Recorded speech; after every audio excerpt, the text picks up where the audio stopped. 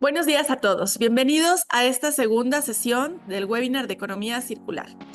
La ocasión pasada revisamos los conceptos fundamentales, pero en esta ocasión vamos a revisar cada uno de los pasos que comprende este concepto de economía circular y también el impacto que tendría en el plástico. Vamos a revisar también un poco el tema de cómo están contaminando los plásticos a las localidades en México y también a nivel mundial. Los dejo con la ingeniero Adriana Noemí Núñez. Gracias. Muchas gracias. Les doy la bienvenida nuevamente. Para mí es un gusto que se encuentren aquí en esta segunda plática de las etapas de la economía circular enfocada hacia los plásticos. Como un preámbulo, la vez pasada platicamos el qué es la economía circular y cómo trabaja, ¿no? Cómo también nosotros formamos parte y cómo la economía forma un rol muy importante en nuestro día a día de nuestra vida cotidiana. Como recordatorio, pues les dejo el temario que vamos a estar viendo a lo largo de este mes de septiembre y también les dejo una tarjetita en donde pueden escanear nuestro código QR y pueden ver nuestras páginas y nuestras redes sociales de LinkedIn, Facebook e Instagram, en donde cada semana hacemos publicaciones de temas y datos muy interesantes acerca del plástico y de la economía circular. Pues vamos a empezar un poquito con la problemática del plástico, cómo vivimos con él. O sea, ¿alguna vez se han preguntado cómo terminan nuestros residuos plásticos? ¿A dónde llegan? O sea, si realmente llegan a un tiradero a cielo abierto, a un vertedero, o qué les va a pasar después. Vamos a ver un poquito de qué es lo que les pasa. Vamos a platicarles sobre cómo son los residuos de los plásticos de los seres humanos, ¿no? Al menos el 10% de los residuos plásticos son generados por los humanos. El 50% de los plásticos que consumimos son de un solo uso. Esto se refiere a los cubiertos, vasos, todo lo que utilizamos de desechables. El 42% de los plásticos en el mundo se destina para empaque de alimentos y productos manufacturados. Ese tipo de empaques que se ven mucho en las carnes frías para conservar la integridad de las carnes, ¿no? De los alimentos.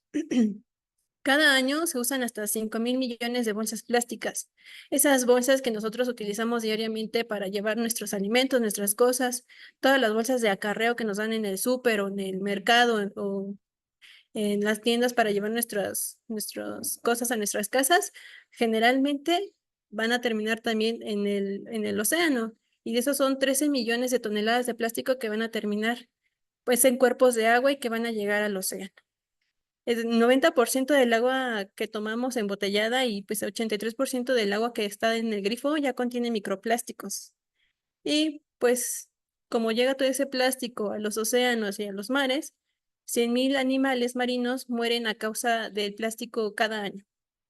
Todo esto, si lo vemos en retrospectiva, también hay una limitación internacional y comercial, que no hay una unión, un trabajo en conjunto entre la parte comercial, social y legislativa.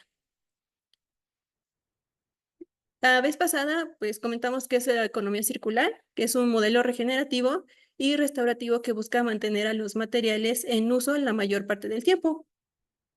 Sus principios son tres: eliminar los residuos y la contaminación, maximizar el uso de los materiales y regenerar la naturaleza. Pero, ¿a qué se refiere con restaurativo y regenerativo? Un sistema que es regenerativo busca que todos los componentes que son parte del sistema tengan las herramientas necesarias para que él mismo se vaya reparando. Lo vemos, por ejemplo, con una plantita. La plantita crece, se le caen sus hojitas, esas hojitas caen otra vez a la tierra y se comienzan a integrar a esa tierra y se convierten en un alimento que va a ayudar a la plantita a volver a crecer. Mientras que un sistema que es restaurativo es un sistema en donde los componentes van reparando los daños que ya se causaron. Por ejemplo, lo vemos cuando son las construcciones de casa. Se ve un terreno ya destinado que se debe de adecuar para la construcción de esas casas, pero hubo un daño a esa superficie. Posteriormente, esa superficie podría ser recuperada, puede ser este, reparada. ¿Cómo? Pues plantando árboles, viendo cómo se trabaja la tierra, a lo mejor de esa zona que se utilizó esa área, ver otras áreas que no se encuentran en las mejores condiciones y trabajar sobre ellas, cultivando o trabajando la tierra para que sea rica en ciertos componentes como fósforo y nitrógeno en una forma más equilibrada y natural para proliferar la vida, ajá, y tener esa regeneración continua y que pase de un sistema restaurativo a un sistema regenerativo. Vamos a ver ahora sí, una paso a paso las etapas de la economía circular, empezando desde las materias primas. ¿Cómo trabajar esta etapa? Desde la extracción responsable de los recursos, una selección y claramente esa transición de lo que usábamos antes a lo que vamos a usar ahora para generar menos residuos. Promover la minería urbana. O sea, alguna vez se han preguntado, ¿no? ¿Qué es la minería urbana? O quizás este es un nuevo término que están escuchando. Bueno, aquí es un ejemplo que les estoy mostrando en las imágenes. Son muchos componentes electrónicos, pero ¿qué les pasa a esos componentes electrónicos? ¿A dónde se van después de que nosotros ya compramos nuestro celular, le dimos nuestro tiempo de uso, ya no funciona bien o ya vamos a cambiar a otro celular o incluso otras computadoras? ¿A dónde se van? ¿O qué les pasa a todos sus componentes? Bueno, la minería urbana lo que hace es recuperar todos esos componentes electrónicos y comienza a desmontarlos, comienza a extraer todos los materiales, específicamente los metales, para poderlos volver a usar en otros componentes. Y así disminuye la cantidad de metales que se están extrayendo de la naturaleza y los vuelve a usar en otros productos. Su objetivo es reducir el consumo de recursos naturales y minimizar el impacto ambiental.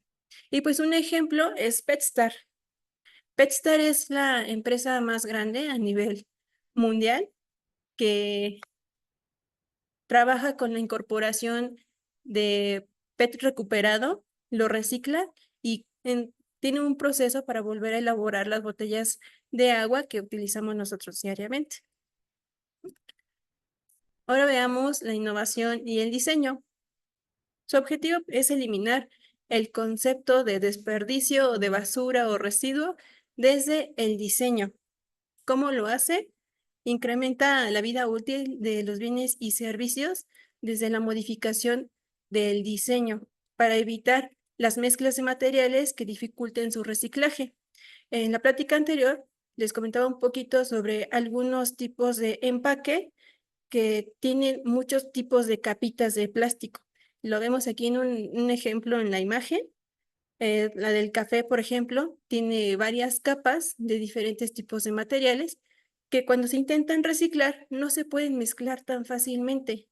Entonces tiene que pasar por un proceso más sofisticado con una mayor inversión de energía y pues hay otros componentes que le pueden ayudar a su reciclabilidad.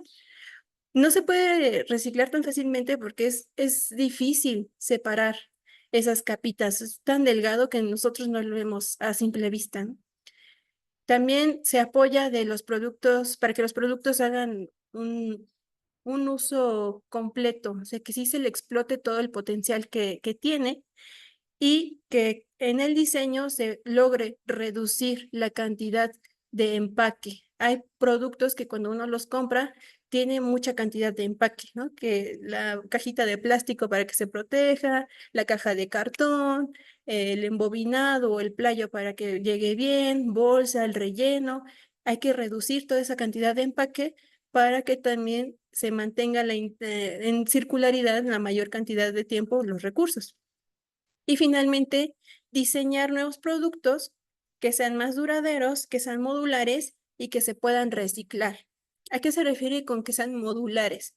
Un producto que pueda desarmarse como una forma de Lego, ¿no? Por así decirlo, que tú tengas la facilidad de si ya se te dañó, se te damnificó en algún momento, puedas separarlo y puedas ver en dónde está el detalle del error y lo puedas reparar y lo puedas volver a montar.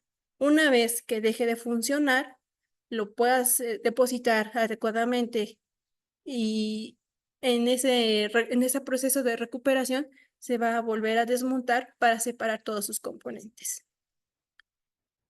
Un ejemplo lo hizo ya Danone, que ha ido cambiando las etiquetas de sus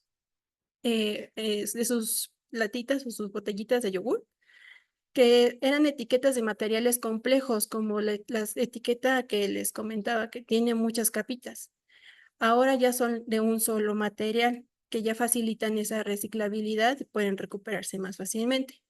También lo que ha ido haciendo es eliminar la etiqueta por completo. Ha modificado el diseño de su envase y en el mismo envase pone el nombre de la marca y toda su información nutrimental. Ahora veamos la producción y la reelaboración. Su objetivo es reducir la energía y generar menos residuos y dar una seguridad al capital humano. Para hacerlo, realiza análisis de ciclo de vida de los flujos de los materiales. También hace uso de sistemas energéticos renovables e incorpora materiales recuperados. Un ejemplo es una empresa mexicana que se llama Interfase. Lo que ellos trabajan son con alfombras, pero han integrado la recuperación de esas alfombras. También desde su sistema de producción, todo lo que se va desperdiciando lo reintegran a su proceso y vuelven a transformarlo en una alfombra. También las alfombras que ya a sus clientes no les es útil o que buscan un cambio, una remodelación, llegan con Interfase, les dan esas alfombras y les hacen descuentos en una alfombra nueva. De esta forma han logrado reciclar hasta el 95% de sus alfombras. Es un ejemplo muy, muy interesante. También es una empresa que tiene datos muy, muy importantes, muy curiosos. Los invito a que puedan verla. Después, durante la distribución, su objetivo es reducir la huella de carbono de las operaciones logísticas. Para hacerlo, busca que los empaques y los embalajes sean más ligeros y compactos. La distribución junto con la innovación van de la mano para poder reducir la huella de carbono en cada transporte que se hace para hacer llegar los productos en cada entrega. Lo que requiere es una innovación, un cambio en sus diseños. Aquí les pongo un ejemplo de unas botellas de vino. Las botellas de vino nosotros siempre las hemos visto que es una botella cilíndrica, que ocupa mucho espacio, que requiere de bastante empaque para que vayan protegidas, pero se han hecho innovaciones en el diseño de la misma botella. Ahora es una botella, o han estado haciendo esas transiciones, de diseñar una botella que sea más rectangular, que pueda empacarse de tal forma que ocupe menos espacio y mayor cantidad de botellas sin requerir tanta protección, como lo que vemos en la imagen de la parte inferior. Y un ejemplo de esto ha sido Nestlé, que ha rediseñado sus botellas, logrando reducir un 20% en peso de plástico utilizado, de sus botellas de agua específicamente. Esto también para facilitar que al terminar el consumo del producto, la botella pueda colapsarse, pueda aplastarse más fácilmente, ocupe la menor cantidad de espacio en el transporte de cuando se recolecta hacia donde se va a reciclar y donde se va a volver a transformar. Y ahora durante el consumo y la reutilización, busca mejorar la conducta del consumo, tal cual, específicamente. También clasificar y disponer de la forma más adecuada al producto una vez que llega el fin de su vida útil. Para hacerlo se apoya de sistemas de intercambio o de renta, de la reparación y la reutilización, para hacerlo varias veces, que el producto funcione más de una vez, y el uso de envases que sean retornables y reutilizables. Un ejemplo es en la Sedema, junto con Semarnat, hicieron una colaboración en 2012 pusieron en marcha la iniciativa del mercado del trueque, que todavía sigue vigente. Este mercado del trueque lo que hace es que tú llevas todos tus residuos lo mejor separado posible, plásticos, cartón, aluminio, metales, y te van a dar una cantidad de boletitos para que tú después los puedas intercambiar por cultivos frescos que son locales. Ahora también es un proyecto muy interesante. Ahorita está en marcha estos meses en las diferentes alcaldías de la Ciudad de México. Por si les da curiosidad y tienen ahí su montañita de residuos, los puedan separar y puedan llevarlos y tener sus cultivos frescos. Después la recolección. Una vez que se hace ese cambio de pensamiento y ya nosotros tenemos toda esa ímpetu de recolectar y separar adecuadamente nuestros materiales, la recolección lo que va a hacer es volverlos a clasificar. Todavía es esta etapa en donde si se encuentra algún producto que pueda volverse a reparar y reutilizarse, lo hace y lo separa y lo vuelve a poner en uso. Los que definitivamente ya necesitan reciclarse, entonces los lleva a un lugar en donde los puedan volver a transformar. Pero para hacerlo, usa mucho el sistema de intercambio y renta. Si se dan cuenta, la parte del consumo y la recolección van muy de la mano. Los dos tienen estos sistemas de intercambio o renta en donde el consumidor puede verse beneficiado de una forma monetaria o con algo a su favor a cambio de sus residuos. En el ejemplo anterior, lo que veíamos es tú llevas tus residuos y te van a dar una serie de boletitos o de puntos para tener tus cultivos frescos. Pero a cambio se va a hacer esta recolección de una forma más controlada, en mayores volúmenes y se va a volver a integrar al proceso. También se apoya de contenedores de reciclaje específicos para que cada material pueda volverse a reciclar de una forma potencial. El objetivo pues, es obtener productos que ya llegaron al final de su vida y que se puedan aprovechar nuevamente. Un ejemplo es Loop, es una plataforma que comercializa productos de marcas reconocidas en envases que son reutilizables, que son de plástico duro, que se pueden devolver o que se puedan rellenar a forma de refil. Loop hace sinergia junto con otras empresas para que ellos pongan el producto que vas a utilizar diariamente y Loop pone esos envases que pueden estar rellenando o que pueden devolver una vez que ya no quieren más hacer uso del producto. Entonces, así ha logrado bajar considerablemente la contaminación por residuos plásticos. Y finalmente llegamos al reciclaje. Su objetivo es procesar materiales recuperados para convertirlos en nuevos productos. Para hacerlo, busca mejoras en procesos de reciclaje, que sea mecánico y químico, y incrementa en la tasa de recuperación de reciclaje y mantiene en flujo los materiales la mayor cantidad de tiempo posible. Un ejemplo es TerraCycle, es una empresa que trabaja junto con Loop, recupera y recicla todas las etiquetas que les es posible, tanto de snacks, cápsulas de café, incluso productos de belleza, los transforma y los convierte en muebles urbanos como los juegos que vemos en los parques y también los transforma en nuevos envases o nuevas etiquetas. Cuando son destinados para envases y etiquetas, también pasan por un proceso de desinfección y de limpieza para que cumplan con esas normas de tener contacto con productos como higiene personal y alimentos. Estos fueron las 7 etapas, ya un poco más descritas, ya con mayor amplitud en cómo lo hace y qué vamos a obtener. Pero veamos entonces los resultados que tendríamos de seguir todas las etapas de la economía circular y de aplicar este modelo en nuestras organizaciones, incluso en nuestra vida cotidiana. La primera es la innovación en la producción. Tenemos una tasa de reciclaje más alta, desarrollamos nuevos productos, nuevos materiales y mejoramos los procesos, así como el rediseño de los mismos productos. ¿Qué se necesita?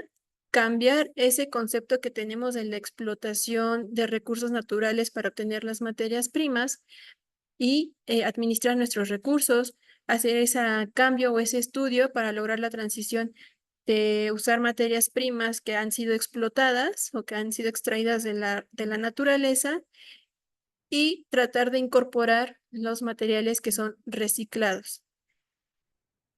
También hay que hacernos esta pregunta: ¿qué vamos a hacerle después a los materiales? ¿O qué vamos a hacerle después a nuestros productos?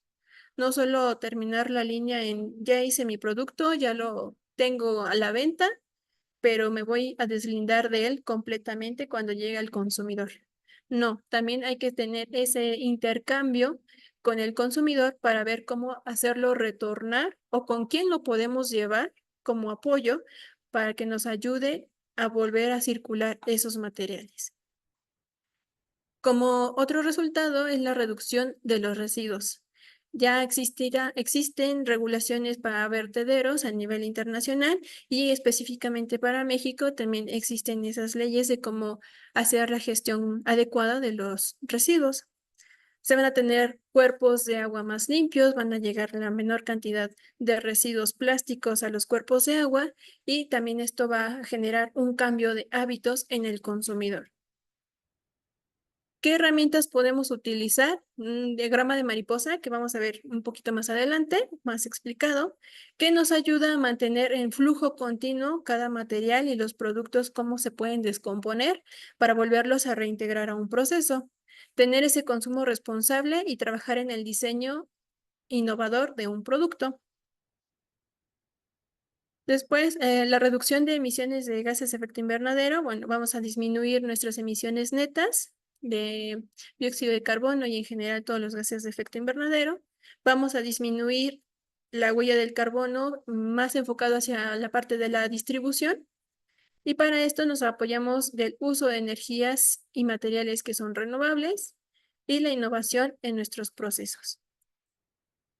Por la parte de la gobernanza, ya se tienen normativas del reciclaje, incluso de la economía circular, que van a estar en transición o que se deben de mantener en constante modificación para actualizarse en cómo va cambiando desde los hábitos del consumidor, cómo trabaja la industria y en conjunto cómo es ese intercambio, esa interacción entre el gobierno, la sociedad y la industria. Para apoyarnos a que realmente esto sí funcione, tenemos que adaptarnos a esas normativas y mejorarlas, tener realmente una gestión de nuestros residuos y llegar al cumplimiento de las metas globales y regionales. Por la parte de concientización, debe o más va a existir ese crecimiento de la demanda de productos reciclados.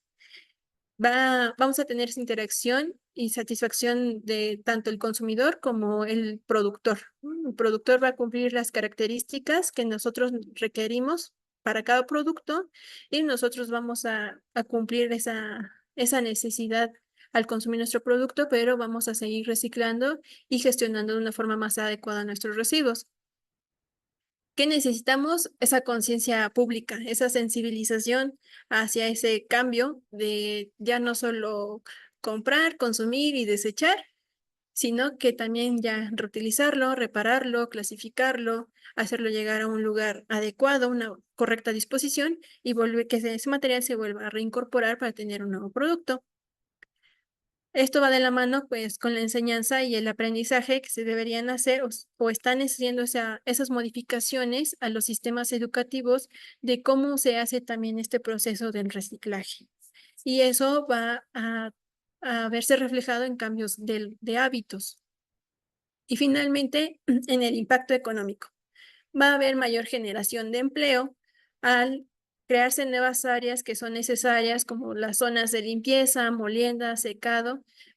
Cuando ya se crean esas áreas, van a tener mayor generación de empleo y se van a favorecer las alianzas, como lo que veíamos de Loop y TerraCycle. Los dos empezaron como cosas diferentes, pero se encontraron, se unieron y vieron que tenían beneficios en trabajar en conjunto y decidieron crecer para poder expandir la idea que tienen de economía circular y la recolección de residuos para producir nuevos productos, bienes y servicios.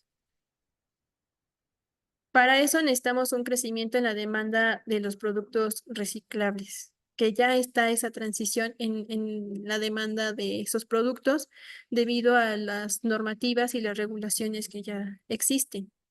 También se necesita de desarrollo de nuevas tecnologías y crear nuevos modelos de negocio que favorezcan e impulsen el trabajo sinérgico entre diferentes sectores que trabajan con los residuos o con materias primas. Y me gustaría terminar esta plática mostrándoles un poquito de cómo está el panorama tal cual de plástico en México. Es algo muy sencillo para que lo puedan visualizar, ¿no? En México, 100,000 tortugas y mamíferos marinos y 1 millón de aves marinas mueren anualmente por la contaminación de plástico de los mares. Eso solamente es aquí en México, pero si lo vemos a nivel mundial, existe una isla de basura, que también es un tema muy interesante y muy importante que se pueda combatir. Una zona en donde comienzan a reunirse todos los plásticos que llegan de diferentes zonas del mundo y ha generado realmente una isla de basura. Hay un documental que tal cual se llama así, La Isla de Basura. También los invito a que lo puedan ver y que puedan impactarse en cómo está esa isla flotante ahí creciendo y creciendo. Se estima que 8 millones de toneladas de plástico de lo que nosotros usamos, pues van a llegar al océano cada año. Se generan 120,000 toneladas de residuos plásticos, de las cuales se recolectan solo el 86%, eso solo en México. De ese 86% que se recolectan, solo el 12% son residuos plásticos. Plásticos que pueden ser reciclados, solo el 10,3%. Lo demás se queda como un residuo y se va a termovalorización. La termovalorización es la quema de esos residuos para producir energía y que a largo plazo pues va a estar liberando gases de efecto invernadero al medio ambiente. Pero pues no todo es malo, también existe ese lado positivo y ese cambio que ya se está haciendo, en donde les comento que México ocupa el primer lugar en toda América en el acopio del reciclaje de envases de PET. Hasta el año pasado, en 2023, se recuperó el 63% de PET que ha estado en circulación en forma de botellas de PET para agua potable. Entonces, este es México ante el contexto del plástico. Es un pequeño resumen de cómo estamos en esta situación actual y más adelante estaremos platicando de cómo estamos ante el contexto internacional, ¿no? Sobre las legislaciones, qué estamos haciendo, nuestros beneficios, nuestras limitaciones. Entonces, espero que puedan continuar con nosotros en cada transmisión y nos veamos continuamente. Muchas gracias.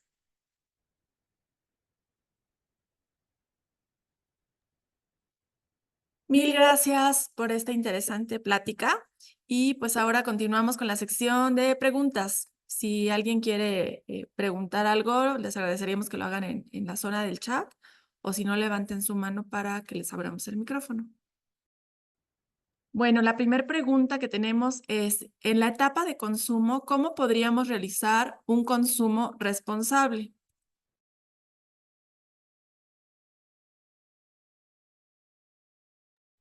Bueno, todo va desde esa sensibilización, el cambio de hábito. Cuando tenemos nosotros nuevos productos, generalmente los usamos y cuando ya no nos funcionan más, cuando ya terminó su ciclo de vida, lo tiramos. Pero no vemos si existe esa posibilidad de poderlo reparar, si lo podemos reutilizar o lo podemos donar a alguien más que le pueda ser útil. Eso lo vamos a ver un poco más detallado cuando veamos el diagrama de mariposa. Ahí nos dan como todos esos ciclos que nosotros podemos hacer y esas herramientas que nosotros podemos utilizar para poder mantener nuestro producto en uso la mayor cantidad de tiempo. Otro sistema es el intercambio. Si nosotros podemos fomentar ese hábito de separar nuestros residuos, empezar desde eso, separar los inorgánicos de los orgánicos. Eso ya es un gran apoyo, ya es una gran ayuda. Cuando ya separamos nuestros inorgánicos, ver qué es lo que nosotros más consumimos. plásticos, lámina, metales, aluminio, papel. O sea, hay muchos de esos materiales que se pueden reciclar y han ido creciendo mucho los centros de acopio. Muchos son informales, otros son informales, pero ya también el gobierno está trabajando en que estos centros de acopio sean más formales y aumentar la capacidad de recuperación de estos materiales. Si nosotros también trabajamos en conjunto de separar todos nuestros residuos de plásticos, aluminios, papel, vamos a facilitar y vamos a incrementar esa capacidad de recuperar materiales para su reciclabilidad. Muchas gracias. Otra pregunta. ¿Qué tipo de vertederos son los más adecuados para el desecho de residuos? Bueno, en México la palabra vertedero es muy amplia. Desde hace muchos años se ha ido trabajando en la legislación de los tipos de vertederos. Hay tiraderos a cielo abierto, hay tiraderos que son clandestinos.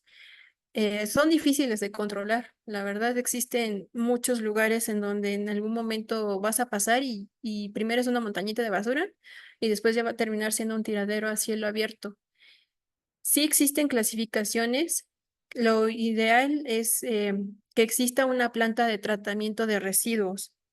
En nuestra sesión anterior les platicaba un poquito de cómo es la historia de una bolsa de basura que se tira en la calle y si bien le va a llegar a una planta tratadora de residuos en donde van a separar lo mejor posible esos residuos, van a tratar de seleccionar lo más útil, lo que se puede recuperar, lo que se puede reciclar y lo demás se va a ir a termovalorización.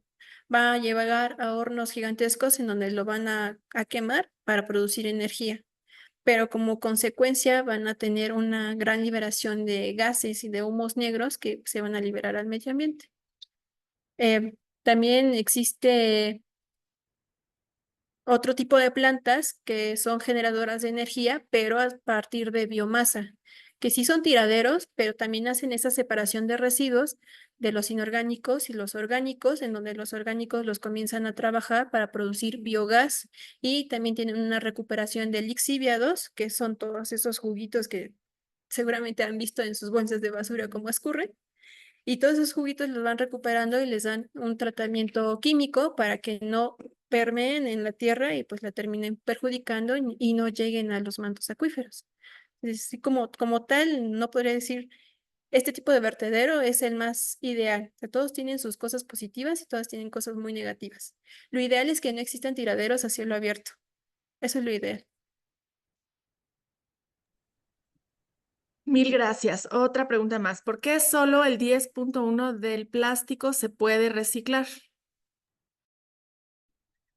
Bueno, esa es una estadística que la lleva Ecose. También les hago esa invitación que puedan entrar a su página y ver todo lo que trabaja, todo lo que hace con respecto a los plásticos, pero son encuestas de todo aquello que sí se puede contabilizar, o sea, de lo que se le puede dar un seguimiento. Son todos los datos que se pueden reunir de los acopiadores y de los pepenadores que son formales. Los que no son formales y que seguramente también tienen un montón de plásticos ahí acumulados, pues son mucho más, ¿no? Pero no podemos saber cuánto generan porque no nos dan como ese permiso, digámoslo así, de poder contar cuánto pueden separar. Perfecto. Y aquí más bien se puede reciclar muchísimo más que el 10.1. Lo que se recicla actualmente es esa cifra, 10.1%, y hacen falta justo las políticas y las legislaciones, las sanciones, todo este aparato que permita que aumente, porque sí es urgente que aumente el porcentaje de plástico que se recicla. Muy bien. ¿Alguien más que quiera externar alguna pregunta o comentario? Si no, también les agradeceríamos que nos indiquen qué temas les gustaría abordar. Digo, estamos todavía en el segundo webinar y pensamos terminar por ahí de diciembre. Son muchos temas que vamos a ver, pero por ejemplo, ahorita que tocamos el tema de vertederos, Igual podríamos invitar a alguien que sea experto en rellenos sanitarios, que pues llevan todo un proceso de construcción y control, etcétera. Pero bueno, nos gustaría saber qué temas les interesa para ir contactando a estos expertos e invitarlos a estas sesiones. También los invito a que sigan nuestras redes sociales, que puedan ver todas las cosas que se hacen con los plásticos. La verdad es un mundo muy amplio. Por la parte del reciclaje, la verdad ahorita es un punto muy importante que seamos participativos y que podamos realmente reducir toda la cantidad de residuos que generamos diariamente, ¿no? Consumir conscientemente. Y bueno, pues les agradezco a todos su presencia aquí y los invito a que sigan participando semana a semana, cada viernes en esta serie de webinars. Muchas gracias.